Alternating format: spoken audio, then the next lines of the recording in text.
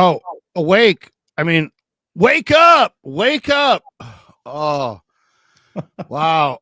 I'm Get out not of bed, really sure if I'm fully awake yet, but the rest of you wake up early and let's talk about a preseason game. Let's go. Great. It was great.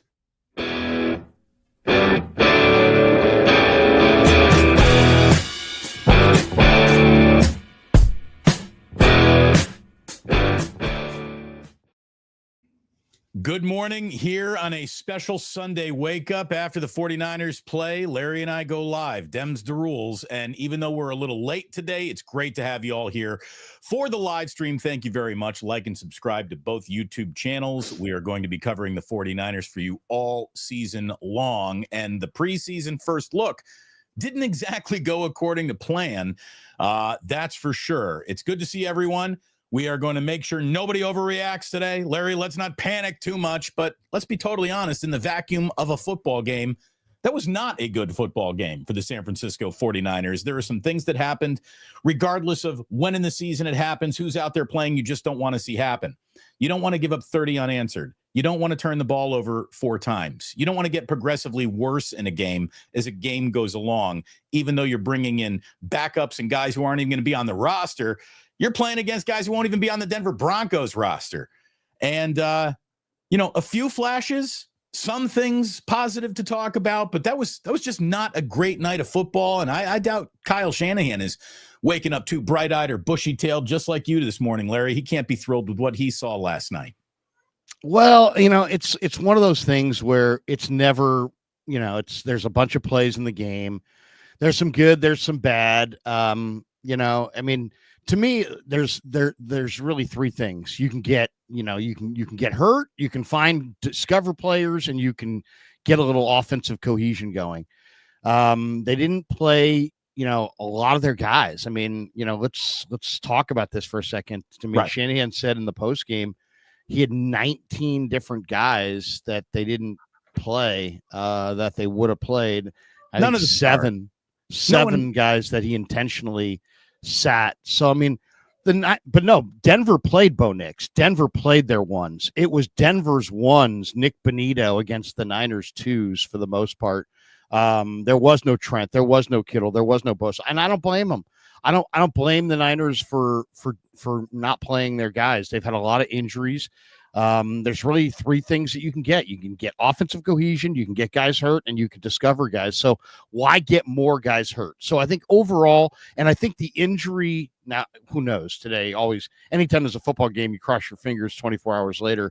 But from what I heard, the injuries last night were simply Marquis Sigle's got a knee, but it's not serious. Tatum Bethune's got an ankle. It's not serious.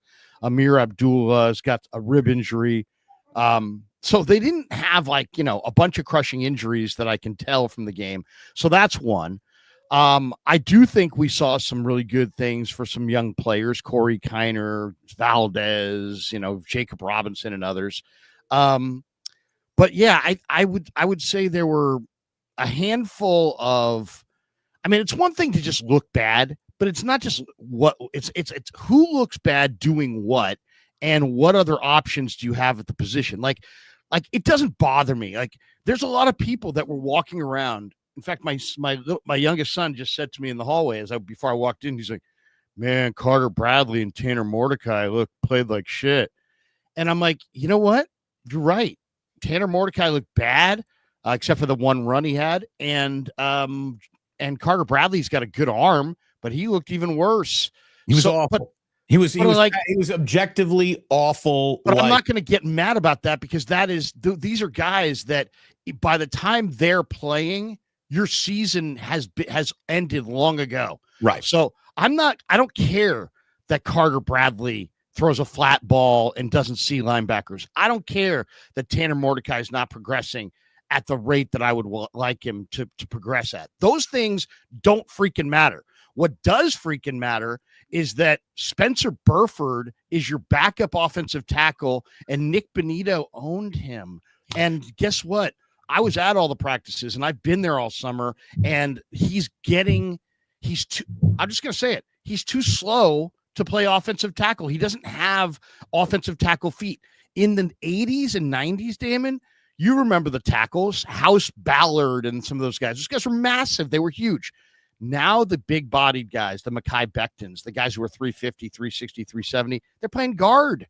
The guys who play tackle in the NFL in 2025 have to be able to move their feet because of the speed of the Bosas and the Garretts and the TJ Watts of the world. You can't be slow-footed. And the Niners have Colton McKivitz, solid right tackle, Trent Williams, future Hall of Fame left tackle, but they don't have a third tackle unless somebody that I haven't seen yet, like an Andre Dillard, comes out of nowhere and does it, because Burford and Pleasance showed in practice they don't have feet to play tackle, and Burford showed last night in the game for everybody to see exactly what I'm talking about. It was some false positives I think we got from our Austin Pleasance excitement watching him at rookie minicamp. I also think that among the chief, maybe lying to themselves coaches in football is Greg Forster, who just the 49ers, he gives compliments to guys who I don't know if they really deserve them or not. Bad night for this team's offensive line. And like you said, the backup tackles, they are a McKivitz or a Trent Williams injury away from watching an entire season go up in smoke. I mean, it would take very little more than a serious injury to either one of those guys to alter what this year might look like. But look, it wasn't all bad. There were some, like you said, individual standouts. I thought it was good that, like you said, with the Denver ones out there, they got Bo Nix right off the field a couple of times. This was the first team Broncos offense opening up against a hodgepodge of a defense. A couple starters were out there, but not many. It looked good at a few times defensively. I thought that Chase Lucas really flashed. What a great blitz was dialed up to cause the safety.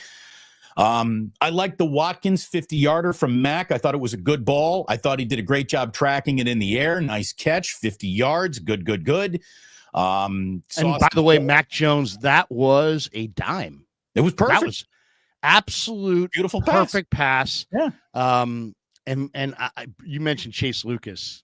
Oh my God, Chase Lucas. He's such a character. I talked to him after the game, and Kev put together a little clip. And here's Chase Lucas. We had to bleep it because I think we wanted to use it on radio, but he dropped some. He was really he was getting into some language at his locker because he's fired up. But he's my guy. So here we go. Here's Chase Lucas, Damon. I'll share the screen for you. We get a little Chase Lucas real quick. 30 seconds of Chase Lucas. Here's the exchange I had with him last night in the locker room. Chase, you were playing fast, you were playing physical, you were really flying around. Is that your intent in the pregame to just, let it go and play fast? Man, I know you're not gonna like this. I didn't give a man. I told him, I was like, look, bro, at the end of the day, if I see 2x2 B gap, I'm shooting that B gap. I don't care if I knock myself out. So I'm thankful for the opportunity that Solid and Kyle Shanahan have given me to go out there and play for the whole game. I just made the most out of it, to be honest.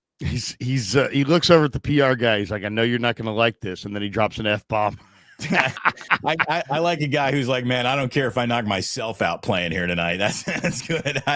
Look, he had a good game. He had the greatest game I've ever seen, Damon. That's the greatest. That is whatever Chase Lucas's greatest game was, that had to be it. He was everywhere. He made a bunch of tackles. He was physical. I mean, Damon, this guy was, I'll say this, and I kind of made a wisecrack. He was the guy that was woofing the most in the Thursday joint practices. Him and JL Skinner went nose to nose, and man, they were talking trash to one another. And I was thinking to myself, look at Chase Lucas. He's the guy talking trash. Is he even going to show up in the game? And then sure enough, in the game, Chase Lucas shows up and was fired up and played amazing. I don't know if he's going to make the team, but man, he made an effort to make this team last night, and it was something to behold. If last night means anything, he's on the roster, right? Right.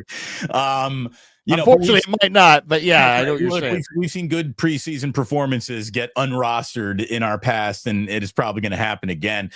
Sebastian Valdez is another one of those guys that a lot of people are talking about today. You and I have been talking about him for a week or two now, and I mean, I've walked up to you at training camp and just said, Larry, I don't know what it is I'm talking about, or this guy's on this team. I mean, he just looked the part. Last night, he played the part. I thought that CJ West had moments that were good. I thought that Khalil Davis's sack came through the door that his pressure and pocket collapse opened. Did not see an awful lot of Alfred Collins.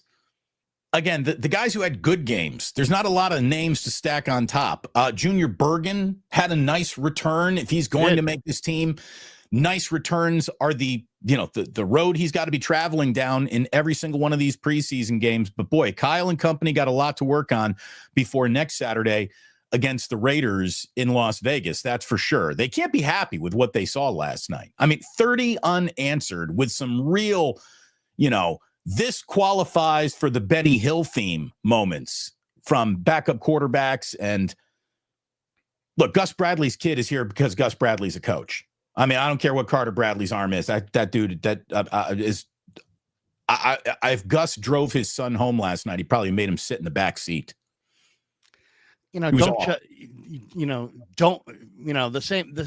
gotta, it's one August preseason game. It's like you pump the brakes. There's guys that have bad games. I'm not saying Carter Bradley's good. I'm not. Don't get me wrong. He was 6 for 14 with an average of 2.3. He was not good. It means very little. The 49ers. First of all, Denver is a good team. Denver had the third best defense in football last year. Denver's defense allowed 18 points a game last year. It's one of the best defenses top to bottom, and they added Jedi Barron, and they're better than they were a year ago because many of their guys are right in the prime of their career. So you have a really good Denver defense. You have the 49ers down 20 players on a roster that, quite frankly, is thinner. Do they have some good first-team talent? Yeah. 49ers are going to be okay. But if they have 10 starters on season-ending IR, they won't be okay. Right. I mean, look, in a game last night where you're down 20 guys and you're down 20 guys and you're going up your twos against their ones, and they're a playoff team. They're the team that has the expectations. They're the team that's supposed to be right inside their Super Bowl window. The Niners, according to people, are the team that, is either missed their Super Bowl window with the last group or isn't in the Super Bowl window with the new group. So they're in transition. So I don't really take too much away from last night. I agree with you, but if Bradley don't overreact to a preseason game is what I'm saying. If Bradley gets cut today, what NFL team's picking him up? I don't know.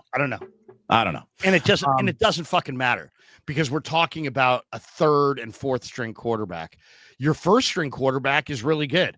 Your backup quarterback played really well. Not bad. So I'm not going to sit here and be like, dude. Right. Well, we're not here to burn anybody down today. We're not going to overreact.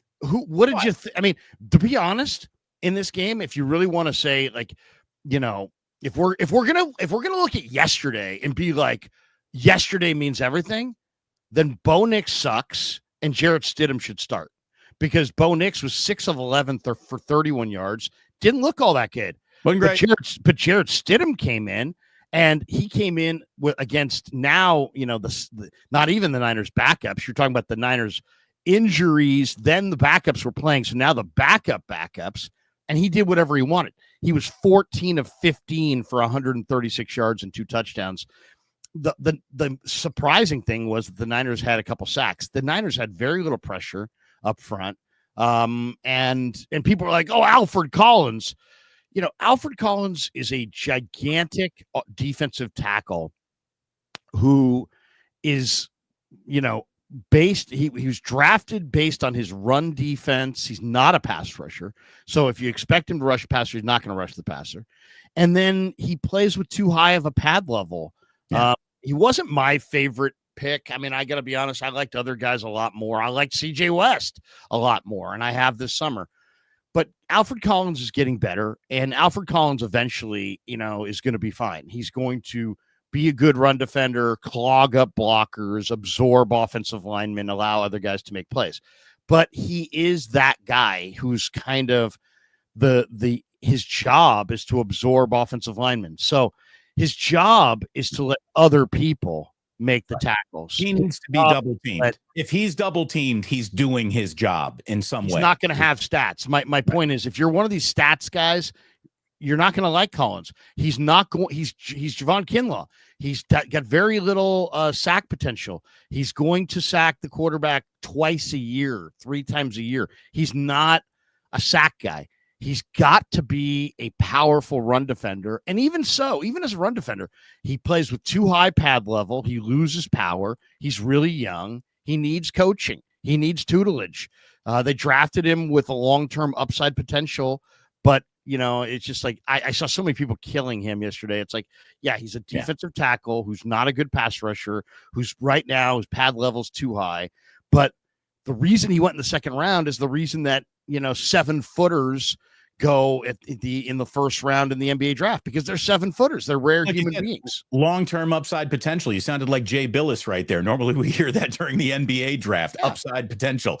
The guy who had a bad game was Nick Martin. Nick Martin flew all over the field, and he made 5 tackles and 3 or 4 really good ones, but he also missed about 5 tackles. 4 and 13.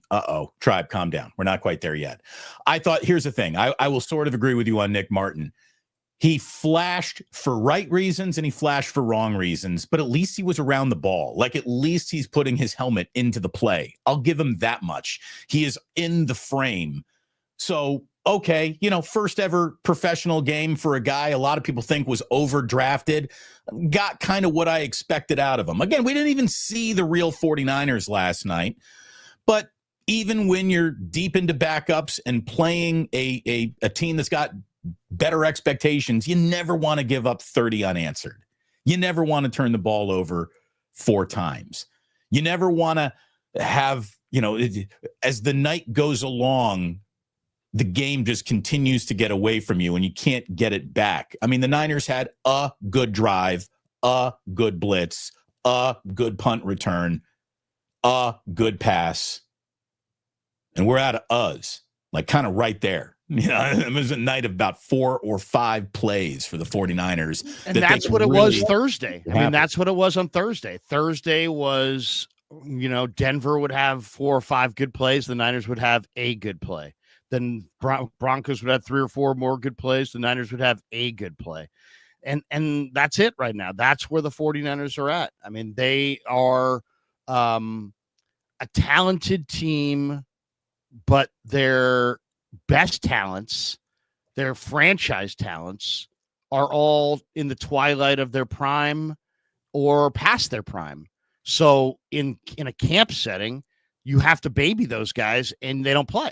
Mm-hmm. Like, I wouldn't play. I'd basically turn this thing into a Sean McVay Rams and I wouldn't play anybody. I'm almost in agreement with you, Larry. And look, we tell everyone to not overreact to preseason games. We're going to be telling everyone to not overreact to the first 1, 2, 3 weeks of this season, because this is the weeks 1, 2, and 3 now in the NFL are sort of like the tune-up for the actual guys who are going to be playing in this league. Preseason is not used as that actual tune-up anymore.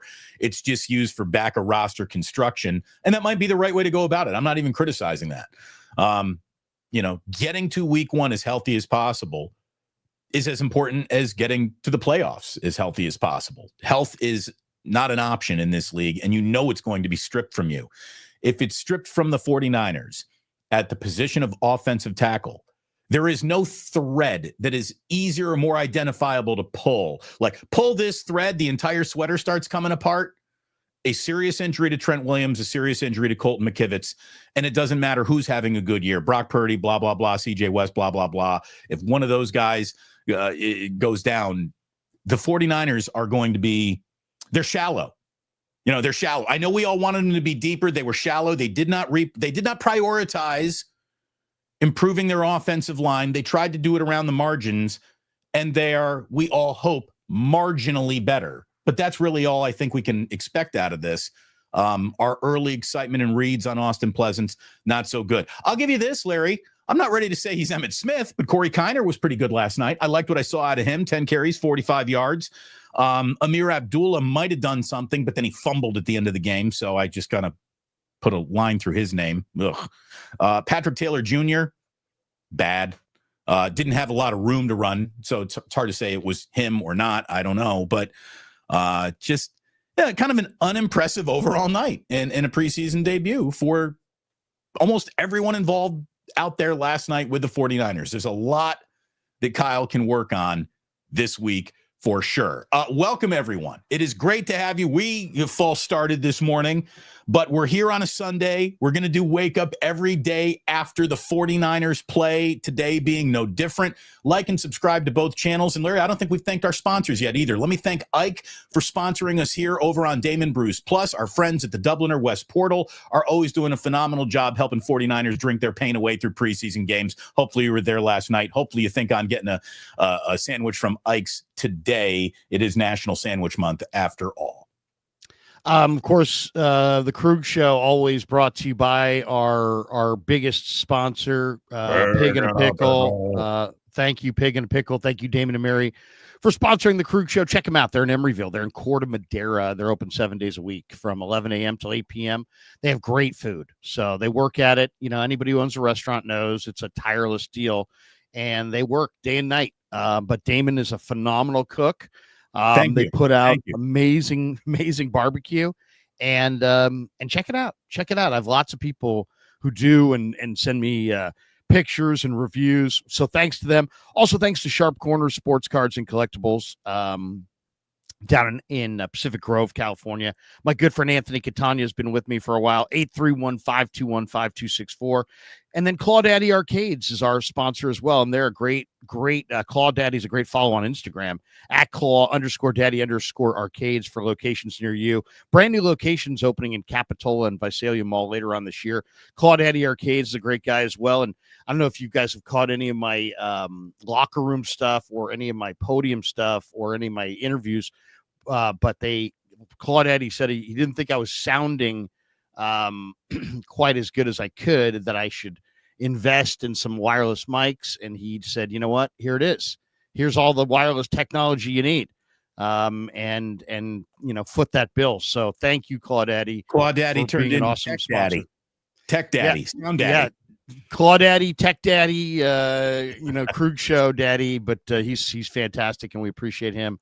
And thanks to all of our sponsors. There's links in the description below for all of our sponsors. And we should tell you on our end that, hit like, hit subscribe, make sure you have that notification bell turned on for both channels so you never miss a show of Damon or I. And remember, on our end, once the live stream wraps, you can catch the full replay anywhere you get your podcast. So Spotify, Apple Podcasts, wherever your favorite platform is, just search The Krueger Show and you'll find us. But let's get right to it. One of the things how about Trent Sherfield having a touchdown against his former team there last night? Well, I'm tired of talking about the negative. I want to talk about some of the positive because there was a lot of positive. And, to me, to be 23 minutes into this live stream and not mention Tatum Bethune or Marquis Sigle, I think is missing it altogether because Sigle was everywhere. And there are indications that he is not just a draft pick, but one of their best draft picks.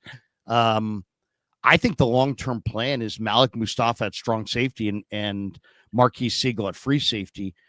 The book on him in the draft, Damon, was, he's a converted corner and, he runs 4.37. And so your first thought is, he must be kind of a finesse guy, right? So I'm thinking, finesse guy who they must like, and he runs well and he plays safety. But then after the draft, like much after the draft, I saw some clips from the East-West Shrine game where this guy was just blowing people up. And it looked a lot like what we saw last night, where he was just around the ball, lots of physicality, lots of hits, face mask to face mask. And they got something here with this kid. I mean, they really do. Fast. I mean, he's fast. a nice There's player. no denying that, man. He's fast. He's fast. He can cover. But for a guy who's fast and can cover and has 4.3 speed, he's got some thump. So, and he's not afraid to stick his head in there. So I thought Marquis Sigle was an overwhelming positive. They found something there. And that's exciting. Why? Because I think the Niners, between CJ West, Nick Martin, I know Nick Martin didn't have a great game, but I'm not really worried. Upton Stout and Sigle, I mean, they've got some guys who who are part of the solution going forward. So I love Sigle. I'm glad you brought up this name, because the first question that I had for you, because I there's not a lot in terms of preseason in-game scratches that surprise me. But as we were talking about this week, what rookies play and how much they're allowed to play, given their importance to the Niners in the regular season. There has yet to be a regular season where Kyle has needed to depend on a rookie class coming through for him, quite like this one. When Upton Stout was a pregame scratch, I thought, so that's it? He's already getting veteran treatment? He's that important and in the mix to be this team's starting slot that he is, or a slot corner that he's not even playing tonight? Wow, good for Upton Stout. But no, there was an injury that I heard post game. There was a little injury that prevented him from playing in that game. It wasn't just we believe in him that much, he doesn't need any seasoning. But I really wanted to see Upton Stout out there. I think he is going to be a guy who changes the way everything plays. In the meantime, Derek Canteen had a pretty good game last night, I thought, Larry. Derek Canteen was all over the place. The team's leading tackler, as a matter of fact, along with Chase Lucas. But here's the thing about this. Sometimes, this is why you got to really watch these games. I'm not saying that Canteen wasn't good, but another guy who was up there in tackles was Luter. And, Luter had some really nice plays, but he also had some negative plays. Sometimes when you see a lot of tackles from your corners and your DBs, it's like, especially your corners. That's the job, though. Every corner is going to have sometimes negative plays. Darrelle Revis had sometimes negative plays. It's just part of the position.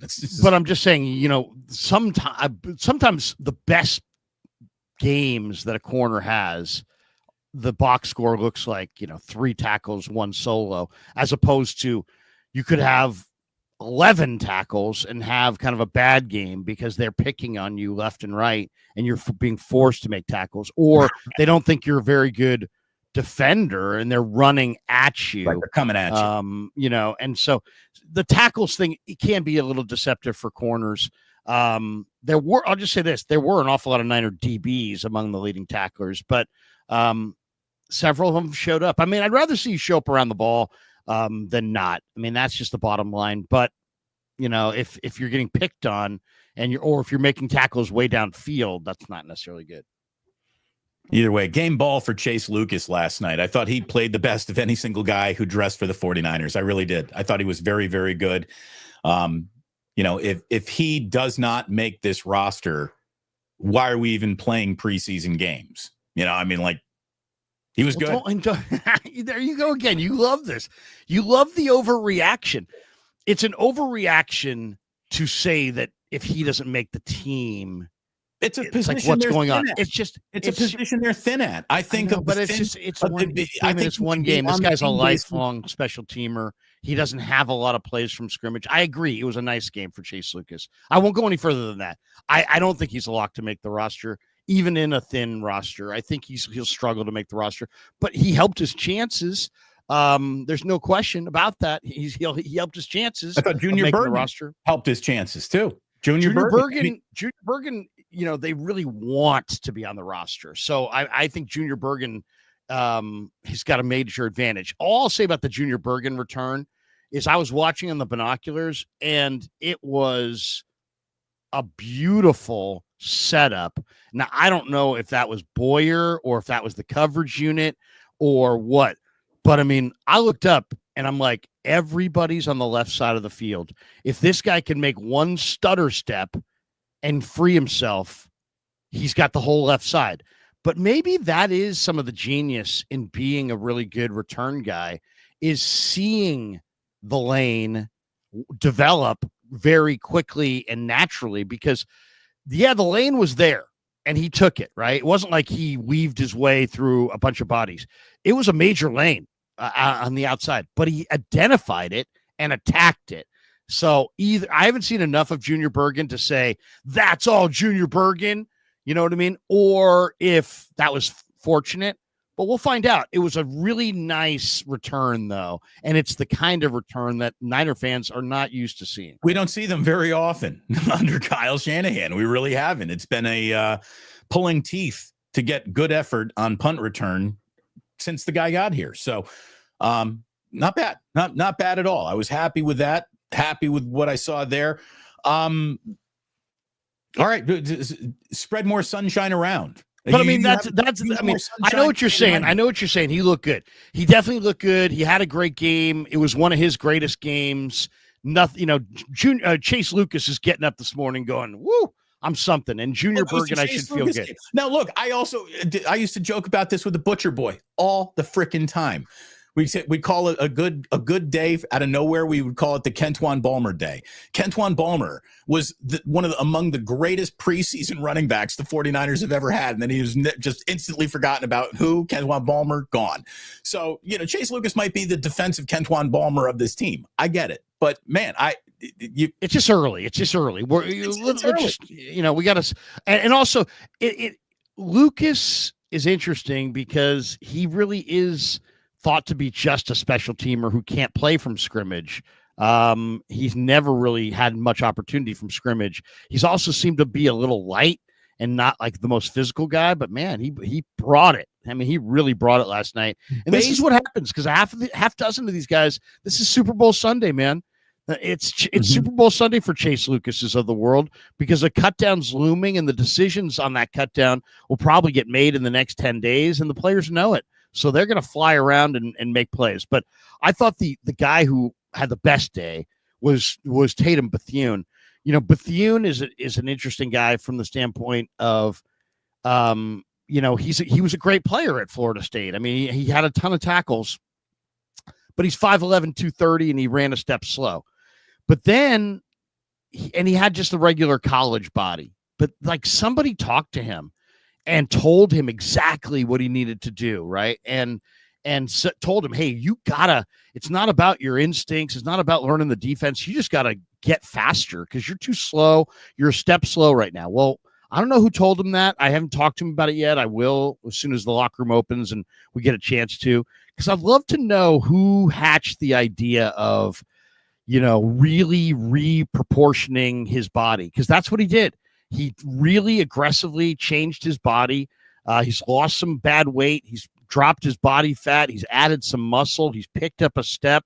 And now he knows the defense even that much better. I thought he was awesome, man. I mean, the box score says 6 tackles, but he had 5 other solo tackles. So, I mean, he had 6 total tackles, 5 solo. It just seemed like Bethune, I kept seeing 48, and he got dinged. He came out. But he went back in, and it's just like that guy's got real great instincts for inside linebacker. And if he can find an extra step of speed, it's no different than Brock Purdy going to Jacksonville and finding a little bit of extra velo on his fastball. It just allows him to complete those passes. That extra step of speed could be the difference between Bethune finding his way to a starting position in the NFL as opposed to lifelong special teamer or guy who's, plays for 9 teams and has cut a bunch and is a practice squad guy. So I thought Bethune, who redid his body, has looked great in camp. He fired a huge shot that says, I belong on this football team. And I think the linebacking core for the Niners is really probably the best looking unit that they have. Well, and again, we didn't even see the full throat of it, not even close last night. Bethune did look good. Again, I saw somebody in the chat saying they're not talking about Nick Martin for a reason. No, you joined us a little late. We already talked about Nick Martin. Look, not great, but he's around the ball. Like, that's where it all starts. Are you around the ball? Then we'll work on the tackling. Then we'll work on, making sure that the play happens and you make the play. But he was around the ball. I'll give him that. Sebastian Valdez, again, half a sack last night out of him, around the ball, in the play, making something happen. Liked what I saw there. Dallas Flowers, I wrote his name down once or twice. I don't know why, but I thought he was okay. I still haven't really rewatched this game yet. I'm going to do that. Larry, I've got 30 children coming over to my house today for a joint birthday party for my 2 sons. Would you even like to guess how much a clown in San Francisco charges for an hour for a kid's party? $350. You're off by $100. $450. $450. I've spent less hourly lawyer fees than we're going to have. He has assured us it'll be a generous hour. Like if the whistle blows and his 60 minutes are up, he's not going to leave the line with the kids standing. Is it a female clown that strips? No, it's Boswick. Boswick the clown is this guy. He's crushing us. $450 an hour for a clown. These balloon animals better be spectacular, Larry, is all I'm going to tell you. Jesus. I mean, spectacular balloon It's funny what birthday parties have become in 2025. It's like, hey, man, come over. We're doing face painting. Oh, you're doing face painting? Fuck that. I got face painting in a jumpy house. Oh, you got face painting in a jumpy house? I got face painting in a jumpy house. I got a goddamn donkey. Oh, yeah, you got a donkey? I got a clown. I got a jumpy house and a clown and face painting and a donkey and a... Oh, really? Yeah. I got a person who's going to come and paint fake tattoos. Oh, really? You know, it's like, Jesus. You want to know what the biggest what happened to the goodie bag? And I remember when I was a kid, I had a birthday party. I got 12. I invited 20 kids. We all played football in a public park, and I got like 12 Nerfs. Remember Nerf footballs? Mm-hmm. I got like 12 of them. I have Nerfs in every color. Now it's like, Jesus, that is amazing. Dude, I'm dead serious. You know how long it's been? Do you have any celebrities coming to the party? You know how long it's been since I made $450 in a single day, much less an hour. Did I hear on YouTube? What am I doing on YouTube? Why am I hosting Wake Up? I should go be a fucking clown, Larry. Look at this though. You mentioned Valdez. I'm gonna share the screen on Valdez. Our friend Raj from RSF 49ers put this little clip out. Watch the Valdez clip here. And it hasn't been easy now, the way they had to. Hold on. Easy, T-Rock. By the way, did you see how much larger Tim Ryan is than Guy Haberman? The two of them sitting next to each other. I only watched half the game, but I thought Guy did a nice job. But here's a little hand as is interesting. I thought both those guys look pretty good. We get the end zone camera. Look at the quickness out of his stance against 78. Okay. Let's back this up a little bit. Reps at 225, so he can bull rush them. So it's not like he just has to beat them with quickness all night. And if he doesn't win with quickness, he doesn't win. No, he can bull rush you. So yeah, I mean, Valdez was a real positive for sure. And I thought overall, I talked to CJ West in the locker room. I said, CJ, what was it like? He said he had family in from Chicago and he's really excited, and he's just such a nice guy. I said, CJ, hey man, walked up to him in his locker. I'm like, CJ, hey man, I'm Larry Krueger. You got time? He turns around. And he's like, yeah, let me just give me a second here. And he turns around, and then he offers his hand. He goes, what's your name again? I said, Larry Krueger. He said, Larry, nice to meet you, Larry. Just a tremendous guy, man. Well, again, the first day of training camp down there, he spotted me wearing an IU shirt. And we talked for a little bit. You're not supposed to do that in the meeting. You're not supposed to turn and talk to the players. But he's like, hey, I was like, hi, how are you? He's a very nice guy. And I tell you, I think he's going to be a very good football player.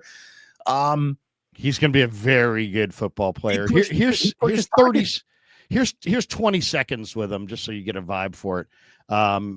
Last night, post game in the locker room, a little Krug, CJ West, what's going on? And then Lombardi jumped in. Here we go. All right, we're in the Niner locker room with CJ West after his first NFL preseason game. Give us the rundown. How'd you do? What'd you think? It's a great learning experience. As a rookie, that being your first time, putting NFL pads on. It's a lot of stuff you got to learn coming into the league, and getting a chance to actually go against their starters with some good competition. You know what I'm saying? So that was great to kind of get a little taste of it. I know there's much more to come. There's much more I got to learn and much more I got to do to get better as a player, but I'll say it was, a good first time out there. Robert Salas says he'd like to simplify things so you guys can play fast. Did you feel like you were able to play fast tonight? Oh, yeah, for sure. He kept the calls, same things we do in practice.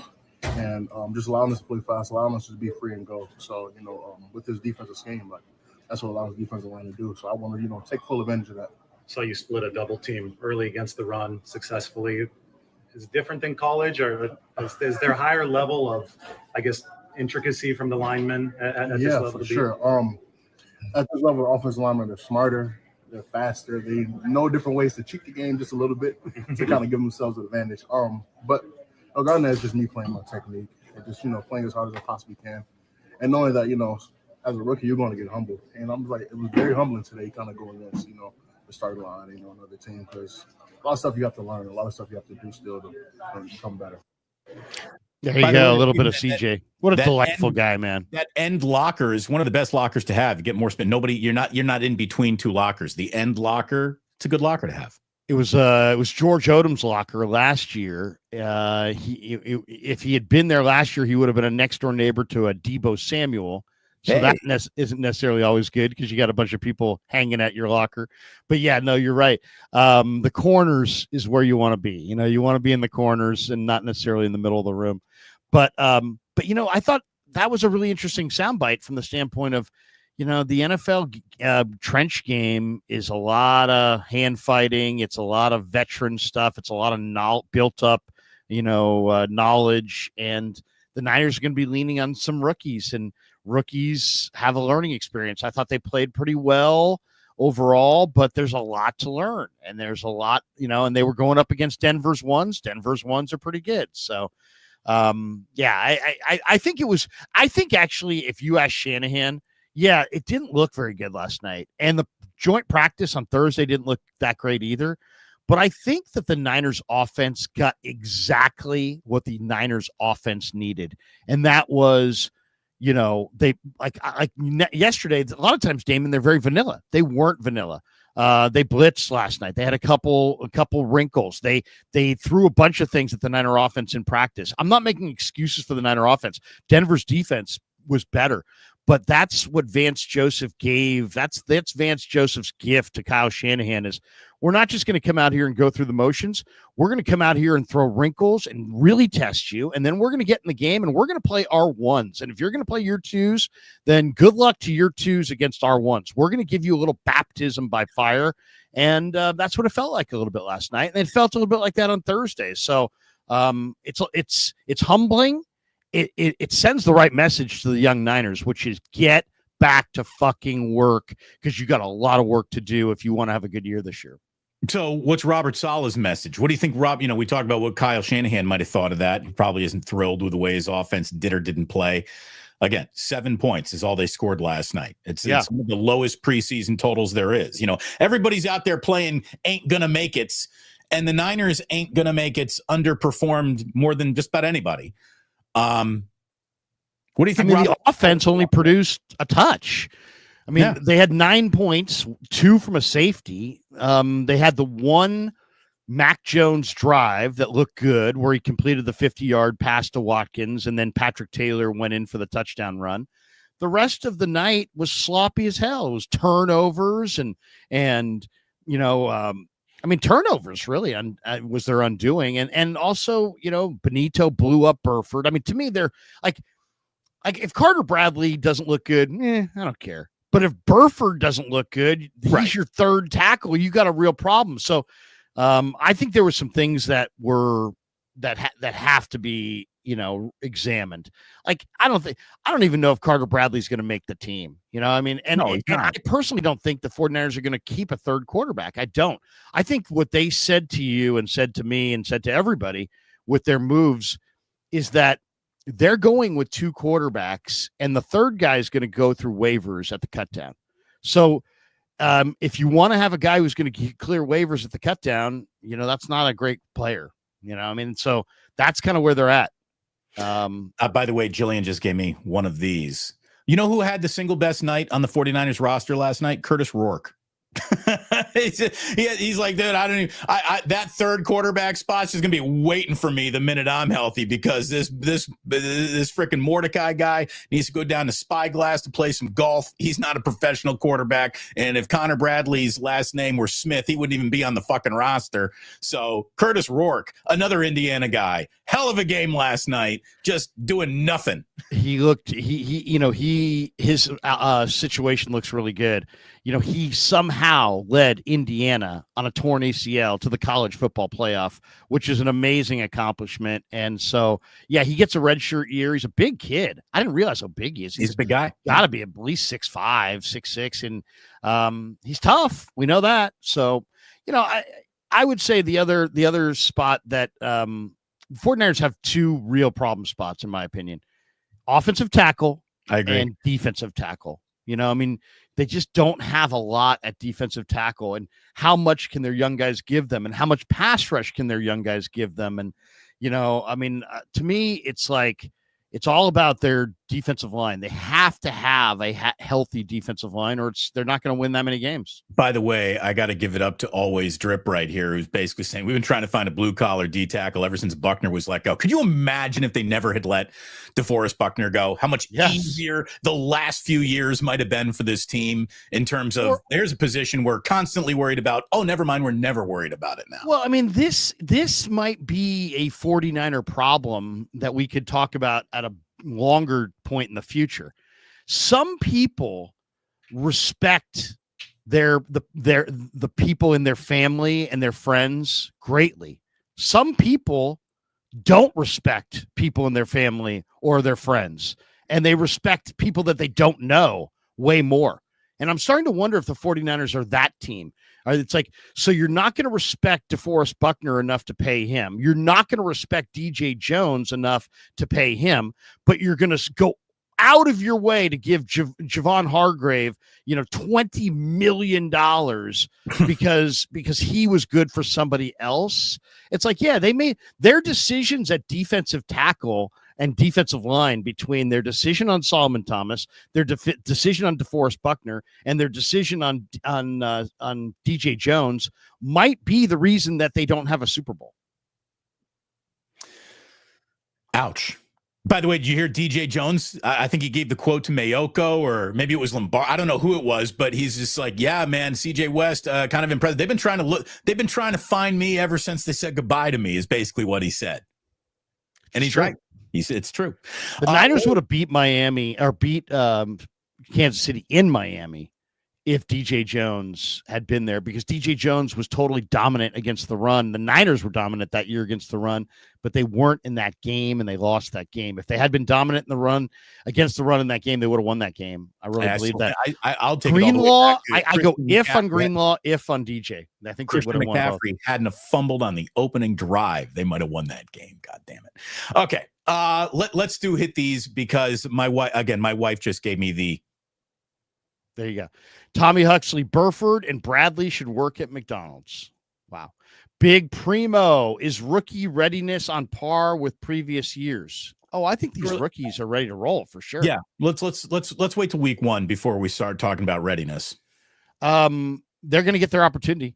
Scotty D said, saw young defense making mistakes, but see a foundation that Saleh can build from. There was more life in the first half than most of the games last season. The special teams didn't pee their leg and made plays. Yeah, it was a first preseason game against a good team, and they didn't look very good. There's no question about that.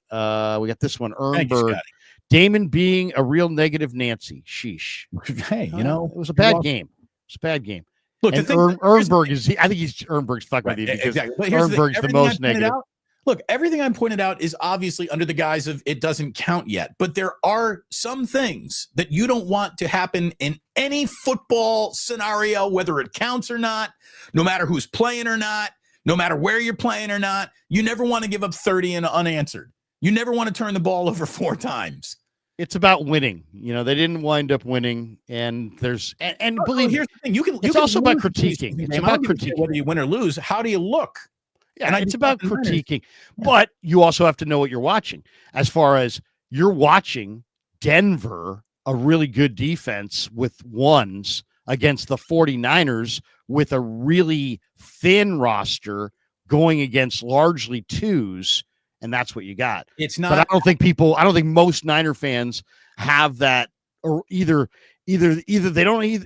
Well, I don't want to say they don't have the sophistication, but if you're watching from the upper deck and you're not watching on the binoculars, you may not even realize who's in there and who's not in there. Right.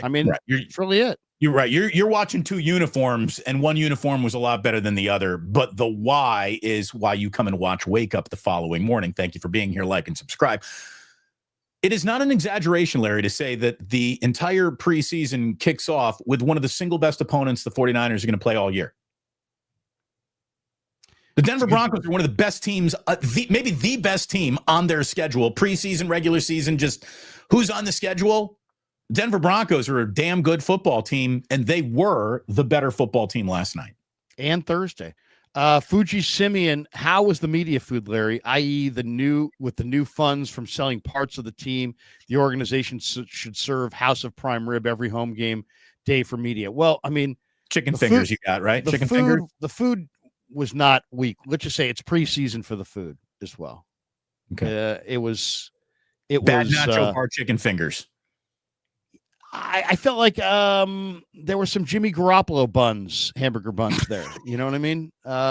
There was some, DJ Jones has been gone a while, but some of that stuff seemed to be maybe from his era. Would you say it was the Kentwan Balmer of concessions? I like a mature player. I don't know if I like a mature bun. Fuji Simeon, Larry, how did the new renovations at Levi's look, i.e. the bigger screen, the Wi-Fi, et cetera, of revamped media room? Well, the Niners locker room looks nice. The video board is massive.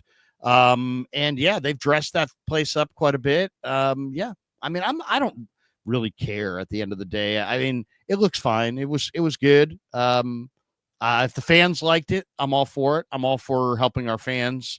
The media room was not revamped. It looks exactly the same, but everything else, the Wi-Fi is definitely better. Definitely better. I mean, I'm uploading videos in like 30 seconds where a year ago it took me 5 minutes. So the Wi-Fi is definitely cooking, and the bigger screen is undeniably awesome. There's no question about that. It's pretty sweet. A couple more windows though in that press box. It's Bob Lang's fault. Bob Lang, who's now with the Eagles, enjoying, I'm sure, cracked open media windows at Lincoln Financial, left us with a freaking aquarium to hotbox in. That's why I don't go to games anymore. It's actually cold inside, though. It's freezing. It's funny. It's like you'll be sitting there on the glass and people will be dying, and you're looking at them on the binoculars on the other side, and they're dying, sweating, and they're dying. They're literally sitting there sweating their asses off, and I'm sitting there, with like wishing I had a sweatshirt because it's so freaking cold. Jonas Johansson. He's from Jurgen Flurgenville. Kyle is so stubborn that it's annoying in year number 9. I mean, there wasn't a lot of Kyle stubbornness on display last night, I thought. How about this? Kyle was so unstubborn, he gave Kubiak the play calls, right? Kyle didn't even get on the mic last night, did he? I feel like Jonas could have made that, comment without seeing even one snap of the game almost. Fuji Simeon, $450 for a clown. What's the rate for a babysitter? Exactly. And by the way, babysitters are anywhere from 25 to 35 an hour. Dude, my son house sit for our neighbors, and they paid him $100 a day. I was like, Christ, I'll house sit. I'll stop by on my way to Levi's. I'll fucking house paint. I'll house sit. I'll sit there. I'll lay in your house for $150. Monkey Boy 12th, interesting title. This is $5. Damon, for $150 and a slice of cake, I'll fail so bad at magic tricks, I'll get laughs from the kids, and every kid is walking away with a snake balloon animal. Kids, I'm sorry. Snake. The real clown couldn't show up, but Monkey Boy 12th is here today to blow up long balloons and hand them to you. Congratulations. Hey, can I just say one commentary? I'm not going to tell people how to raise their kids, but I have raised 4 kids, and I've seen a lot of videos of birthday parties online. If you're doing a party and you're paying for something that is going to make the kids have traumatic moments in their life in the future, save your money and not have trauma. I saw somebody had a birthday party. You probably saw this as well. They hired a gigantic Incredible Hulk, and he kind of fell down, and the kids were all like 3 and 4. And here they see this gigantic Incredible Hulk, and he fell down. They kind of fell down towards them. They were running in terror. I mean, I swear, people leave. I mean, people in real terror looked less scared than these kids. I mean, don't terrorize your kids. And what people do to announce the gender these days, gender reveals are insane. Don't hurt yourself doing a gender reveal. Fish are relaxing. It might be early, but I want to see Lucas get a few reps next games over Luter, and Flowers has size and better hips and feet. Oh my God. By the way, Flowers, you mentioned, came with Gus Bradley from Indianapolis. Dude, he's got absolutely the perfect body and build to play corner. And Luter, if Luter could fulfill his potential, Luter and Flowers could be really, really nice. As far as Chase Lucas, on the team, Larry, captain Chase Lucas. He played hard last night, that's for sure. Angel Murillo, how do I roll my R's? Murillo. Damon, you should hire Carter Bradley as the clown. Dude, he'd just be dropping balloon animals. We're not even handing them to the kids. Can't even complete a 3-yard swing pass with the balloon animal. He wanted to throw a balloon animal to the kid, but he threw it to Damon's wife. He wanted to throw a balloon animal to Jack, but he threw it to Damon. He wanted to throw a balloon animal to Ozzy, but he threw it to the neighbor. It's Carter Bradley, everybody. Them space guy. Hey, Krug and Damon, love the show. Will you guys be at the Niners-Chargers preseason game? Go Niners.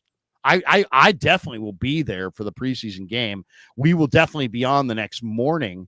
Damon, are you planning on making it down for some games this year? No, I mean, let's be completely honest. I have no problem saying this. I watch the game. God, you guys know how intense I am, and I'm watching with binoculars that are huge. And yet, when I do a post game and I get on there with Damon or Kevin or anybody, I will ask them what they thought, because the TV version is better than the stadium version. There he is. This is Oz. Ozzy's turning 4 years old in about a week from now. Jack just turned 6 years old. So today is the joint birthday. Big day happening. Got your little puppy with you? Is that Snoopy? Puppy. You get the puppy. He's called Maui. Maui is the name of this puppy. Maui. Okay. Maui. There you go. There we go. But yeah, as you can see, Larry, my show has come to an end here today. Last one. Here we go. Fish are relaxing. Not saying he's Pro Bowl, but the kid earned a chance. Just a few reps. See what he has outside. Oh, he's talking about Chase Lucas. Captain His Lucas hips are more fluid. Larry, and he has length. Hey, you know what? If he plays like last night, he'll be on the team. Captain Lucas. Hey, thanks for watching, everybody. Really appreciate it. And yeah, Larry, honestly, I do a better job, I think, covering this game from right here in my house than I do it at Levi Stadium. And the you get replays, you get commentary, you've got people. You can watch it again. So we're going to be here doing live watch parties. And you did do the live watch party? I did. How'd it go? It was great. It was fun. I tell you what, I'm going to be breaking up with DirecTV though. It's time for me to just go full YouTube here, because I had you're behind glitching. I was glitching too much, so I didn't like that. I got a boogie. Thanks All to right, everyone for watching. Really appreciate it. And Larry, go good Niners. To see you. Go Niners. We'll bang bang clown gang. Have a great Sunday, everybody. Ozzy, happy birthday. You say thank you, Larry. Thank you, Larry.